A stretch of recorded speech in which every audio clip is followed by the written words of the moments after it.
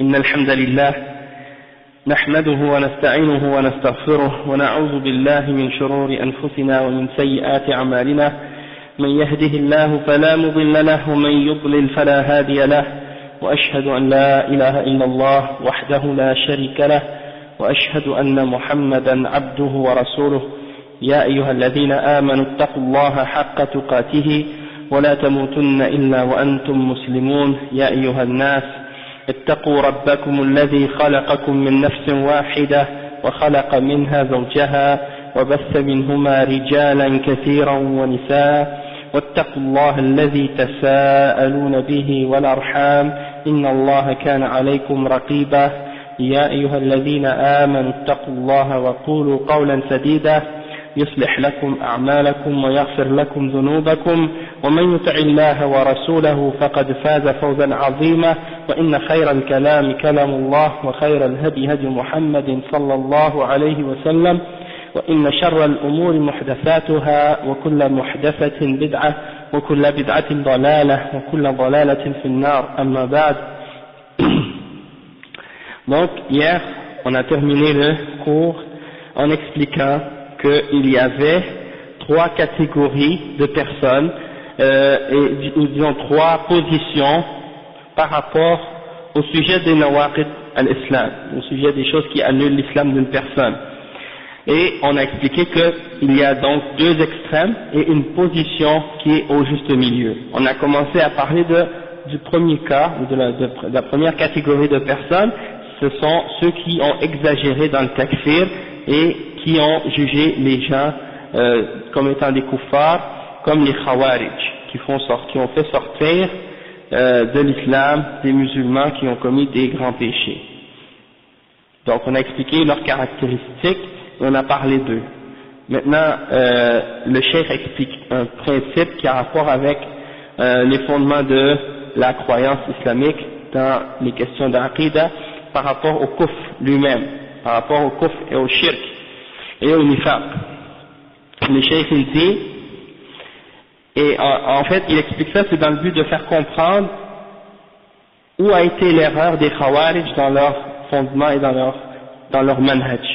Comment ils sont tombés dans l'erreur dans laquelle ils sont tombés au sujet du takfir.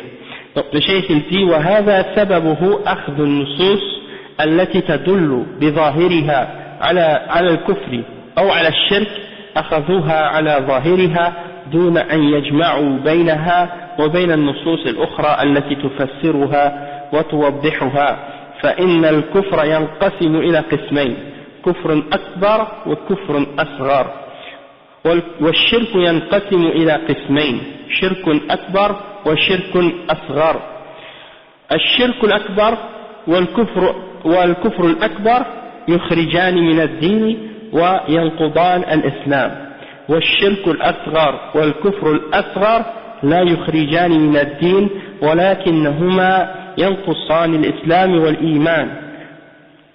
Donc le cheikh explique et il dit que la raison de leur l'égarement des Khawarij au sujet du takfir, c'est parce que ils ont pris les textes de la révélation du Coran et de la Sunna dans leur sens apparent, lorsqu'ils mentionnent que telle chose est kufr ou shirk, ils l'ont pris dans leur sens apparent sans rassembler tous les textes entre eux qui parlent de ce sujet-là et qui clarifient et qui expliquent ces textes-là.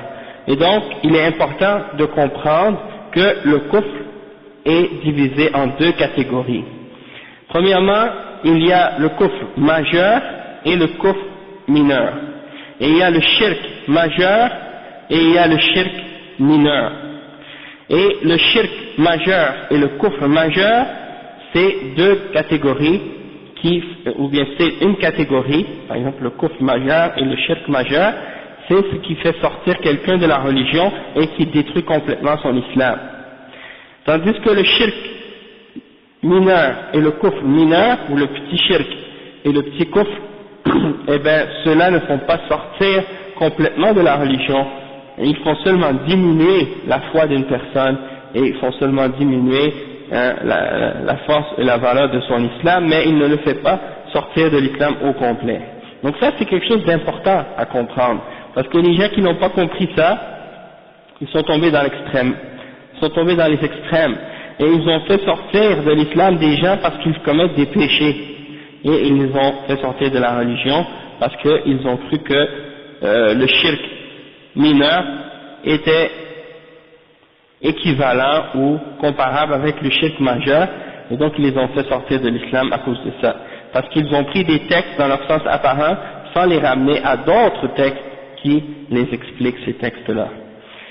Donc le cheikh il dit فهم أي الخوارج لا يفرقون بين هذا وذاك وليس عندهم كفر أصغر ولا شرك أصغر وإنما الكفر والشرك عندهم شيء واحد وهو الخروج من الدين وأخذوا بظواهر النصوص وتركوا النصوص الأخرى التي تفصل هذه الأمور وتقسمها إلى قسمين لعدم فقههم وعدم معرفتهم بالدين وعدم تمكنهم من العلم فصاروا يكفرون الناس ويبالغون في التكفير من غير فقه ولا روية ويطبقون النصوص على غير محلها لأنهم ليس عندهم فقه فهم مجرد قراء يقرؤون اللفظ ولا يفهمون المعنى ثم يطبقونه على الناس. Le cheikh il dit que les Khawarij ils ne font pas la distinction entre le kufr majeur et le shirk majeur et le kufr mineur et le shirk mineur. Pour eux, le shirk et le kufr mineur n'existent pas. C'est-à-dire pour eux, ça n'existe pas quelque chose de shirk qui est petit ou mineur ou de kufr qui est mineur. Pour eux, tout ce qui est kufr, c'est uniquement une seule et même catégorie et pour eux, ça signifie uniquement de sortir complètement de la religion. Et ils ont pris dans ils ont pris les textes dans leur sens apparent et ils ont abandonné les autres textes qui détaillent et qui clarifient ces questions-là, hein, et qui divisent et qui distinguent entre ce qui est majeur et ce qui est mineur du kufr et du shirk. Et donc, la raison de ça, c'est parce qu'ils n'ont pas de compréhension de la religion. Peut-être qu'ils ont mémorisé des textes de la religion, peut-être qu'ils ont appris beaucoup de choses de la religion, mais ils ne comprennent pas ce qu'ils ont appris, ils ne comprennent pas ce qu'ils ont mémorisé. Et donc ils ont commencé à faire le takfir des gens et à exagérer dans le takfir sans aucune compréhension, hein, et à appliquer les textes sur des personnes sur qui ces textes-là ne s'appliquent pas, parce qu'ils n'ont pas de fiqh. Et ça nous montre ici l'importance d'avoir une compréhension de la religion, et non pas seulement d'avoir une connaissance de la religion. Hein. Et la compréhension de la religion, hein, comme le cheikh il dit, c'est pas seulement par les livres que tu peux la posséder, mais c'est en allant étudier cette religion-là avec les savants de l'islam. Parce que la lecture dans les livres c'est bien, sauf que ça te donne pas la compréhension de la religion qui est nécessaire pour vraiment comprendre la signification de ces textes, hein? Et donc c'est pas suffisant juste de lire les textes, mais il faut les comprendre. Et les Khawarij à l'époque des Sahaba, ils déclaraient les Sahaba kuffar, ils déclaraient Ali ibn Abi Talib comme étant un kafir et les autres Sahaba comme étant des kuffar, et ils disaient à propos de Ali qu'il ne jugeait pas selon la loi d'Allah. Et il disait que les autres Sahaba ils ne jugeaient pas selon la loi d'Allah et ils les déclaraient kuffar, et ils disaient que c'était des kuffar. Donc celui qui déclare les ulama kuffar et les savants kuffar et les Sahaba kuffar, alors qui d'autre va pas être, qui d'entre nous va être épargné, qui d'entre nous va être épargné de leur takfir, qui d'entre nous va être épargné de leur jugement injuste et de leur jugement d'ignorance. Donc le cheikh dit فهؤلاء هم الخوارج ولا هم ورثة الآن ومع الأسف ممن يكفرون الناس ويغالون في التكفير ويستحلون الدماء بحجة أن هؤلاء كفار فلهم ورثة الآن من شبابنا ومن جهالنا ومن متعالمين Donc le cheikh il dit que ceux-là c'était les Khawarij à l'époque, et aujourd'hui ils ont des héritiers. Aujourd'hui ils ont des héritiers parmi ceux aujourd'hui qui exagèrent dans le takfir et qui déclarent les gens takfir et qui rendent, ils déclarent les gens kuffar et ils rendent le sang des gens halal, hein, sous prétexte que ils font des péchés.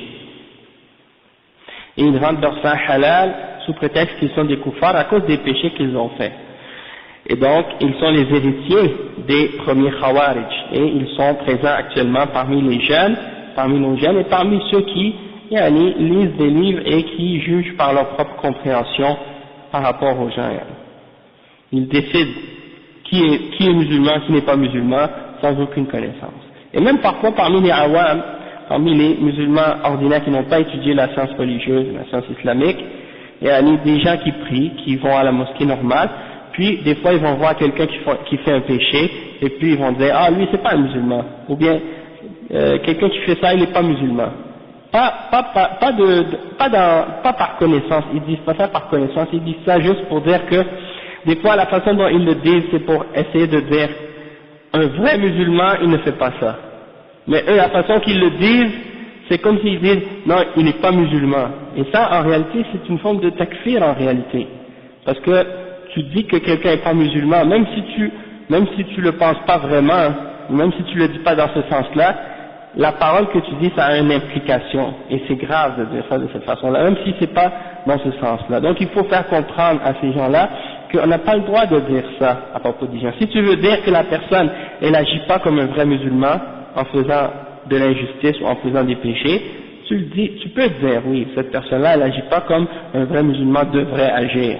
Elle agit comme une personne qui a une foi faible, ou elle agit comme par exemple des gens qui ont peu de foi, d'accord, mais de dire la personne n'est pas musulmane, ça c'est pas permis de dire ça, parce que tu le fais sortir de l'islam sans aucune preuve.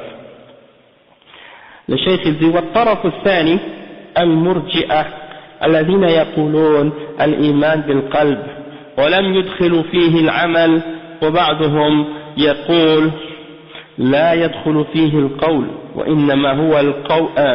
وإنما هو الإيمان بالقلب أما العمل فلا يدخل فلو عمل ما عمل فإنه لا يكفر ويقولون لا يضر مع الإيمان معصية ولا ينفع مع الكفر طاعة وهذا مبدأهم وأخذوا بنصوص الوعد التي فيها وعد الله بالمغفرة والرحمة ولم يجمعوا بينها وبين نصوص الوعيد التي فيها التحذير من الكفر والشرك والذنوب والمعاصي فهم أخذوا بنصوص الوعد واعتمدوا على الرجاء فقط وأولئك الخوارج أخذوا بنصوص الوعيد وتركوا نصوص الوعد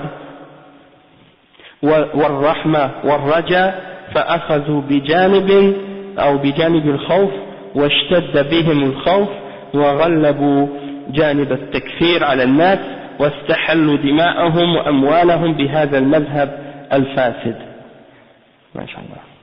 طيب, donc le frère, le cheikh il dit الطرف الثاني, le deuxième groupe qui est en fait l'autre extrême par rapport aux Khawarij, c'est les Murji'a, et ce sont les gens qui disent que la foi c'est seulement qu'est-ce que tu as dans ton cœur. Hein, qu'est-ce que tu fais comme action, hein, la prière, le jeûne, le hajj, toutes ces affaires-là, ça n'a rien à voir avec ta foi.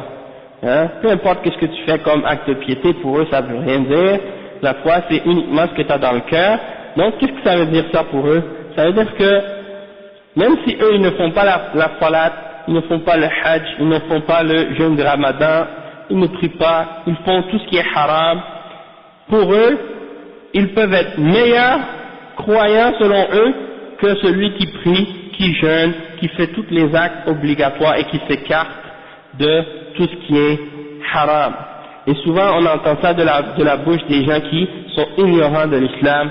Vous les entendez dire ah ces gens-là qui font la prière, qui portent la barbe, qui s'habillent d'une façon islamique et tout, ceux-là c'est des hypocrites, hein, c'est pas des vrais croyants. Nous on fait pas la prière, on jeûne pas, on fait rien de ça, mais on est des vrais croyants dans notre cœur. On est meilleurs que ceux-là. Et on entend ça souvent de la bouche de ces gens-là qui parlent de cette façon-là en toute ignorance, et qui s'imaginent que pour être croyant, c'est suffisant juste de dire avec la bouche qu'on est croyant et que la foi est dans notre cœur, et puis ça y est, c'est fini. Et donc, le cheikh, il dit que ces gens-là, ils ont exclu les actions, ou ils ont fait sortir les actions de la définition de la foi. Et certains d'entre eux, ils disent que même la parole n'entre pas dans la foi. C'est-à-dire, même c'est pas nécessaire de dire qu'on est croyant, ou de dire la ilaha illallah, Muhammad Rasulullah. Certains d'entre eux, ils vont jusqu'à dire que la foi c'est juste ce qui est dans le cœur, et c'est tout. Et que l'action n'entre pas dedans. Donc, peu importe, qu'est-ce qu'il fait comme action, il ne sort pas de la foi. Là, pour lui, ça y est, du moment que tu as été considéré comme croyant, à un moment de ta vie, tu as été considéré comme croyant, tu es né musulman, ça y est, c'est fini. Peu importe qu'est-ce que tu vas dire, peu importe qu'est-ce que tu vas faire par la suite, tu peux jamais sortir de la religion musulmane. Ça reste sur toi.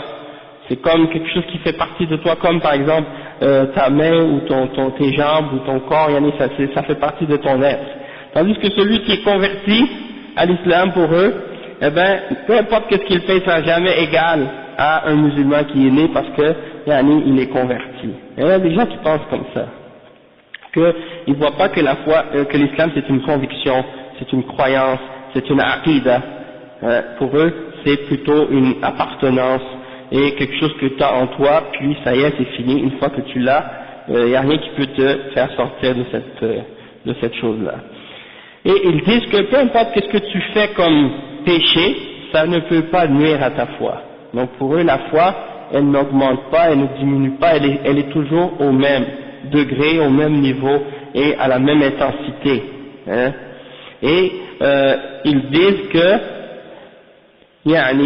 c'est comme la même façon que si quelqu'un est kafir, le bien qu'il fait, ça va pas lui profiter en rien, ça va pas lui amener aucun bien, parce qu'il est kafir, donc ses bonnes actions vont pas être acceptées. Donc la même façon que si tu es croyant, tes péchés vont pas nuire à ta foi. Donc ça c'est l'exemple de ces gens-là, leur aqida. Et on a plein de gens comme ça aujourd'hui, qui sont dans cette voie-là et qui s'imaginent même pas que c'est une bid'a, qui s'imaginent même pas que c'est une position qui est contraire à la position de Ahl Sunnah wal Jama'a, et ils disent que la foi est dans le cœur, et que peu importe qu'est-ce que tu fais, c'est pas grave, hein, tu portes pas le hijab, c'est pas grave, la foi c'est dans le cœur, c'est pas dans l'apparence, et que tous ceux qui pratiquent l'islam en réalité c'est des hypocrites, sauf eux. Hein. Donc ça c'est qu'est-ce qu'on entend souvent de la bouche de ces gens-là.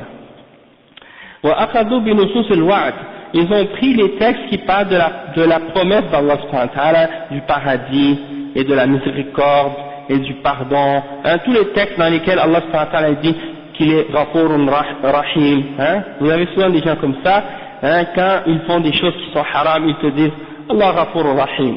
Hein. Et ils oublient les autres textes qui disent Wa huwa shadidul iqab, il est dur en châtiment. D'accord? Donc ça c'est des exemples.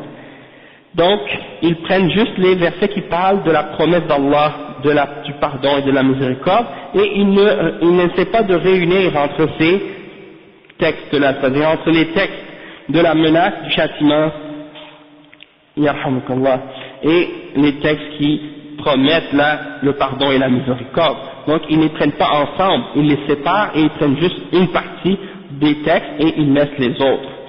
Donc ils adorent uniquement Allah subhanahu wa ta'ala en se reposant sur l'espoir qu'ils ont. Et tandis que les Khawarij, eux, dont on a parlé plus tôt, eh bien eux c'est le contraire, ils prennent uniquement les textes qui parlent de la menace d'Allah subhanahu wa ta'ala. Vous les voyez, ces gens-là, ils disent juste wa Allah shadidul iqab, hein, et Allah subhanahu wa ta'ala il va punir les gens qui désobéissent et qui font des péchés. Ils ne regardent jamais les versets et les choses qui parlent de la miséricorde et du pardon d'Allah subhanahu wa ta'ala. Donc c'est deux extrêmes. Les Murji'a ont pris l'extrême de la miséricorde et du pardon, et les Khawarij, eux, ils ont pris le côté de la crainte, de la peur d'Allah subhanahu wa ta'ala, ou de la crainte d'Allah subhanahu wa ta'ala, et ils ont exagéré sur le plan de la crainte au point de tomber dans le takfir et de rendre le sang des gens licite et leurs biens également. Et ça c'est bien entendu une position et une voie qui est déviée et qui est contraire à la vérité. De même que vous voyez chez les chrétiens, vous voyez la même chose. Chez les chrétiens, vous voyez des gens qui disent Dieu est amour, Dieu est pardonneur, peu importe, vous pouvez faire ce que vous voulez, Dieu va vous pardonner, c'est pas grave. Donc ça c'est un exemple. Et chez les soufis, vous avez ça aussi, toujours la concentration sur l'amour de Dieu, Dieu est amour, al-hub, hein, des fois même ils vont dire al-ishq, hein, ils parlent de Dieu en utilisant le terme al-ishq. Et al-ishq c'est en réalité un amour un peu plus, disons, entre un homme et une femme. Donc ils décrivent leur amour de Dieu par le terme qui décrit plutôt l'amour et l'attirance qui existe entre un homme et une femme. Alors que ça n'a rien à voir avec la catégorie ou la sorte d'amour qu'on doit avoir envers Allah subhanahu wa ta'ala. Hein, c'est l'utilisation des soufis quand ils parlent de Allah subhanahu wa ta'ala, ils mélangent parfois les termes, ils utilisent des termes pour décrire l'amour qu'ils ont pour Allah en utilisant des termes qui sont l'expression de l'amour d'un homme envers une femme, c'est-à-dire une passion charnelle, hein, une attirance charnelle ou physique. الطرف الثالث أهل السنة والجماعة وهم وسط بين المذهبين مذهب المرجئة ومذهب الخوارج فيجمعون بين النصوص ويقولون إن الكفر في القرآن والسنة ينقسمان إلى قسمين كفر أكبر وكفر أصغر وشرك أكبر وشرك أصغر والذنوب التي دون الشرك لا يكفر صاحبها فالشرك الأكبر والكفر الأكبر يخرجان من الملة والشرك الأصغر والكفر الأصغر لا يخرجان من الملة خلافا للخوارج ولكنهما ينقصان الإيمان خلافا للمرجئة فهم في طرفي نقيض وأهل السنة والجماعة ولله الحمد وسط جمعوا بين نصوص الوعيد ونصوص الوعد وجمعوا بين الخوف والرجاء فلم يأخذوا الرجاء فقط كما أخذت المرجئة ولم يأخذوا الخوف فقط كما أخذته الخوارج. Le cheikh il dit que le troisième groupe c'est le groupe qui est au juste milieu et ce sont les gens de Ahl Sunnati wal Jama'a, les gens qui suivent la voie des Salaf Salih. Et ils ont donc pris une voie intermédiaire ou bien le juste milieu entre ces deux extrêmes, entre la voie des Khawarij et entre la voie des Murji'a. Et donc ils ont pris les textes de la révélation et ils les ont réunis ensemble. Ils ont pris les textes qui parlent de la miséricorde d'Allah subhanahu wa ta'ala et du pardon et de la promesse de la miséricorde, et ils ont pris également les textes de la menace du châtiment d'Allah subhanahu wa ta'ala pour ceux qui désobéissent, et ils les ont pris tous les deux, et donc ils ont pris le juste milieu à ce sujet-là. Et ils disent que le kufr qui est dans le Coran et qui est dans la Sunna, il se divise en deux catégories. Il y a le kufr qui est majeur et il y a le kufr qui est mineur. Il y a le shirk qui est majeur et il y a le shirk qui est mineur. Et les péchés qui sont moins que le shirk, on n'a pas le droit de déclarer quelqu'un comme étant kafir s'il les fait. Hein? Comme si quelqu'un fait une forme de shirk qui est mineur ou une forme de kufr qui est mineur, parmi les péchés, on n'a pas le droit de le déclarer comme étant kafir à cause de ces péchés-là. Donc, le cheikh il dit, qu'est-ce qui fait sortir de l'islam? C'est quelqu'un qui commet un acte de shirk majeur ou un acte de kufr majeur. Tandis que le shirk qui est mineur ou le kufr qui est mineur ne font pas sortir de l'islam, contrairement aux khawarij. Mais on dit, c'est vrai que ça ne fait pas sortir de la foi, toutefois ça diminue la foi. Tandis que les murji'a, eux, ils disent, non, ça ne fait pas sortir de la foi et ça ne diminue pas la foi. La foi, elle reste toujours au même niveau et au même degré. Donc c'est ça les deux extrêmes. Il y a un des extrêmes, c'est les khawarij, ils ont dit, les péchés, ça détruit complètement la foi. Donc, ils sont allés vers un extrême. Et les murji'a, ils ont dit, non, ça détruit pas la foi et ça ne la fait pas non plus diminuer. Donc ça c'est l'autre extrême. Et les gens de Ahl Sunnah wal Jama'a, ils ont dit non, le shirk mineur, ça fait pas sortir de la religion, mais ça diminue la foi. D'accord? Et c'est ça le juste milieu, et c'est la position de Ahl Sunnah wal Jama'a, walhamdulillah. Donc on a pris les deux catégories de textes, les textes qui parlent de la promesse d'Allah subhanahu wa ta'ala et les textes, la promesse d'Allah par rapport à la miséricorde et par rapport au pardon, et on prend également les textes de la menace, par rapport au châtiment d'Allah subhanahu wa ta'ala pour ceux qui désobéissent à Allah subhanahu wa ta'ala, et on les a mis ensemble. Et on a réuni entre la crainte d'Allah subhanahu wa ta'ala et l'espoir en la miséricorde d'Allah subhanahu wa ta'ala. Et on n'a pas pris seulement l'espoir tout seul, comme les Murji'a, et on n'a pas pris uniquement la crainte d'Allah subhanahu wa ta'ala tout seul, comme on fait les Khawarij.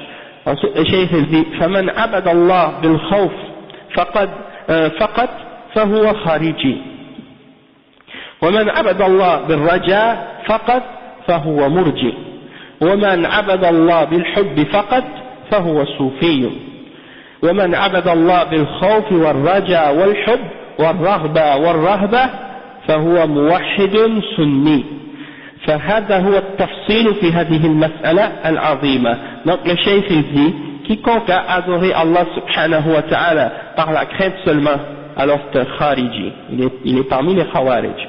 Quiconque a adoré Allah subhanahu wa ta'ala par l'espoir seulement, alors c'est un murji, c'est un mubtadi', murji. Et celui qui adore Allah subhanahu wa ta'ala seulement par l'amour, alors c'est un soufi. Et celui qui a adoré Allah avec toutes ces choses-là ensemble, la crainte, l'espoir, l'amour, la peur et l'amour, donc celui-là c'est celui qui a compris le tawhid, qui a unifié Allah subhanahu wa ta'ala, qui est muwahhid et qui est sunni, c'est-à-dire qui est sur la sunna, il s'est sauvé de la bid'ah. D'accord?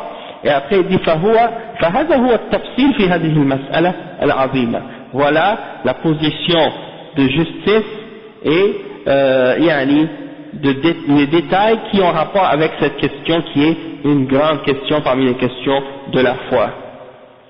فمعرفة هذه النواقض لها أهمية كبرى حتى يكون الإنسان على بصيرة ولا يكون مع الخوارج ولا يكون مع المرجئة وإنما يكون مع أهل السنة والجماعة الذين جمعوا بين النصوص عملا بقوله تعالى هو الذي أنزل عليك الكتاب منه آيات محكمات هن أم الكتاب وأخر متشابهات فأما الذين في قلوبهم زيغ فيتبعون ما تشابه منه ابتغاء الفتنة وابتغاء تأويله وما يعلم تأويله إلا الله.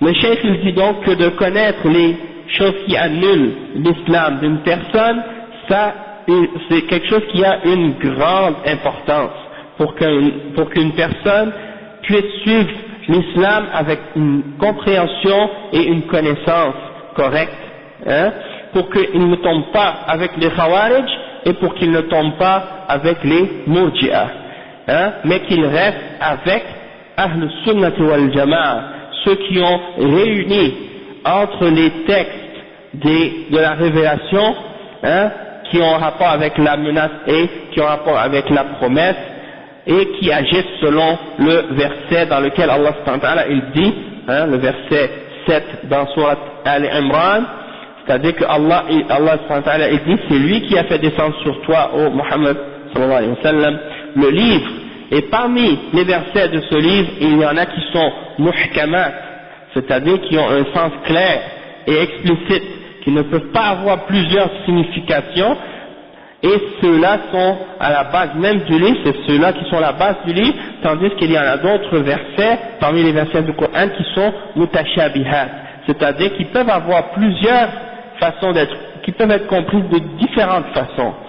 Et après, Allah subhanahu wa ta'ala dit, en ce qui concerne ceux dont il y a ceux qui ont une maladie ou une déviation dans leur cœur, alors eux, ils cherchent uniquement à suivre les versets qui sont mutashabihat, qui peuvent avoir plusieurs interprétations, parce qu'ils cherchent la fitna, ils cherchent à faire du désordre, ils cherchent à faire des troubles, ils cherchent à faire des problèmes, ils cherchent la fitna, ou bien ils cherchent également à essayer de l'interpréter, et uniquement Allah subhanahu wa ta'ala connaît son interprétation, ou leur interprétation, c'est-à-dire ces versets qui ont plusieurs sens ou plusieurs façons d'être comprises, qui peuvent être comprises de différentes façons, eh bien ces versets-là, il faut s'en retourner à Allah subhanahu wa ta'ala pour les comprendre, et aux ulama, et on va l'expliquer parce que le cheikh il l'explique par la suite.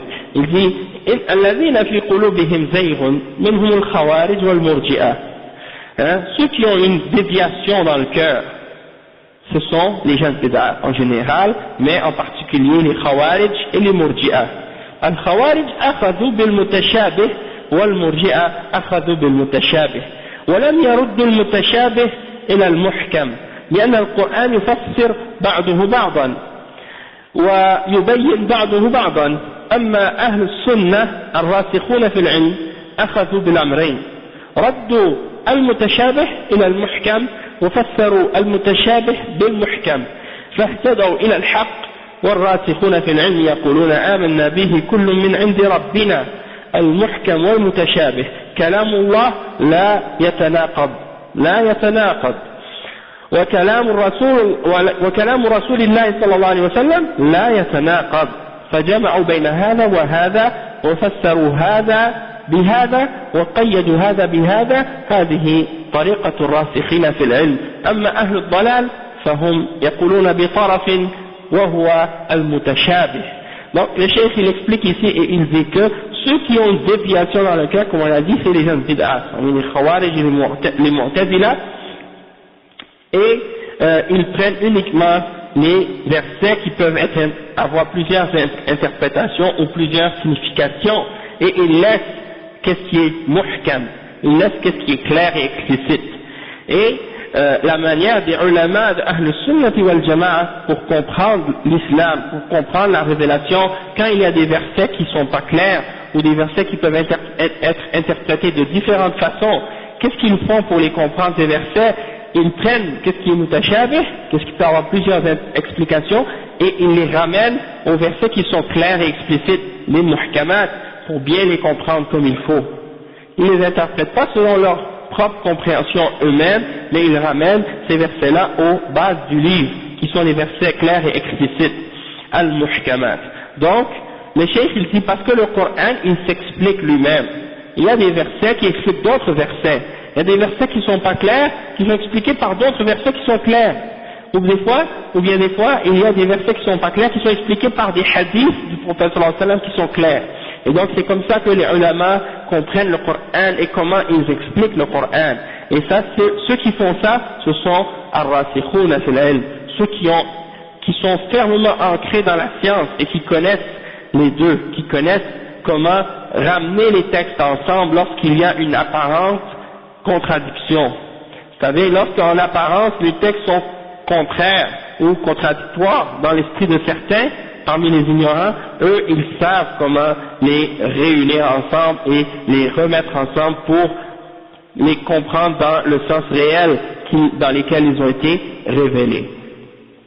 Donc, le cheikh il dit que les ulama de Ahl Sunnati wal Jama'a, ils ont ramené les versets qui sont mutashabih vers les versets qui sont muhkam, et ils les ont interprétés par rapport aux versets qui sont clairs et explicites, et donc ils ont été guidés vers la vérité. Et c'est pour ça que dans ce verset-là, dans Surat Al-Imran, Allah subhanahu wa ta'ala, juste après avoir dit que seul Allah connaît son explication au sujet de ces versets mutashabihat, Allah subhanahu wa ta'ala, il dit par la suite, wa alaykum salam wa rahmatullah, il dit que الراسخون في العلم يقولون آمنا به كل من عند ربنا.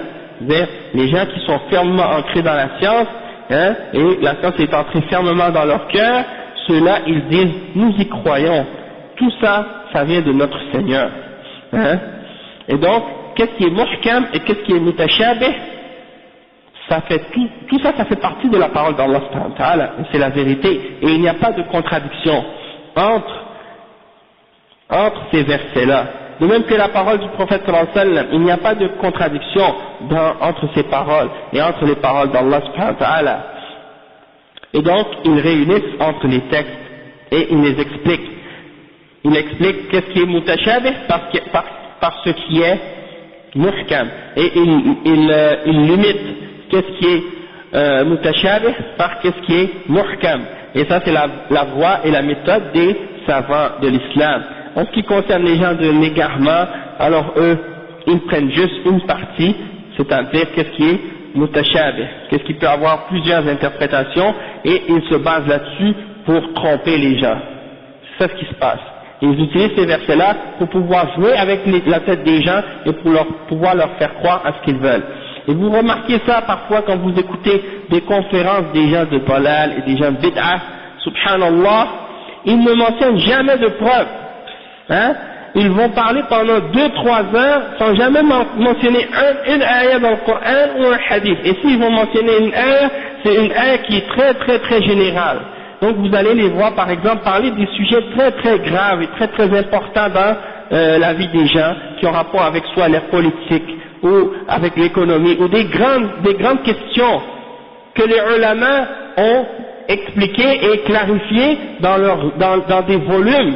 Eux ils en parlent dans une conférence d'1 heure comme s'ils ont tout compris et ils vont rapporter même pas une ayah ou peut-être même une ayah ou deux qui sont des ayahs qui sont très très très vagues et très générales qui ne traitent même pas en détail de ces questions-là et ils vont peut-être mentionner un hadith qui est très très général et ils vont laisser de côté tous les autres textes qui sont très clairs et spécifiques sur ces questions-là sans jamais les mentionner pour faire croire aux gens que ce qu'ils disent c'est vrai. Et il y en a parmi ces conférenciers-là, ils disent il ne faut pas juger qu'une conférence est islamique par le nombre de textes du Coran ou des hadiths qu'on mentionne. Hein? Il faut utiliser notre intelligence, hein? Pas retourner aux textes. Hein? Si on utilise les textes et on se base sur des textes, on n'utilise pas notre intelligence. Donc c'est pas ça ce qu'il faut. Dieu veut qu'on utilise notre intelligence, pas qu'on retourne aux textes. Hein? Et donc ils se basent sur leur raison et ils mettent leur raison par-dessus la révélation pour pouvoir se permettre de suivre leur passion.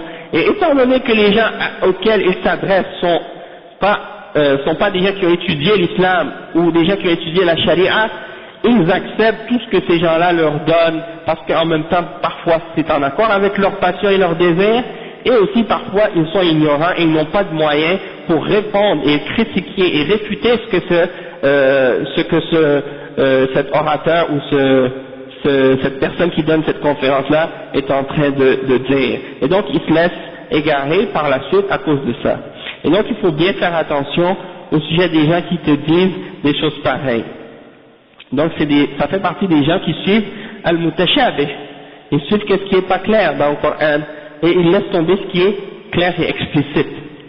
Après le cheikh il dit fal-mutashabih min ayat al-wa'id أخذ به الخوارج والمتشابه من آيات الوعد أخذ به المرجئة وضلوا عن سواء السبيل فالخوف على المسلمين من ناحيتين الناحية الأولى الجهل بهذه الأمور وعدم تعلمها وعدم التمييز بين الحق والباطل والناحية الثانية القول على الله بغير علم فإن كثيرا من المتعالمين اليوم تجرؤوا على مسائل كبار عظيمة من مسائل العقيدة وصاروا يتكلمون فيها ويفتون ويحكمون على الناس بجهل وضلال والعياذ بالله.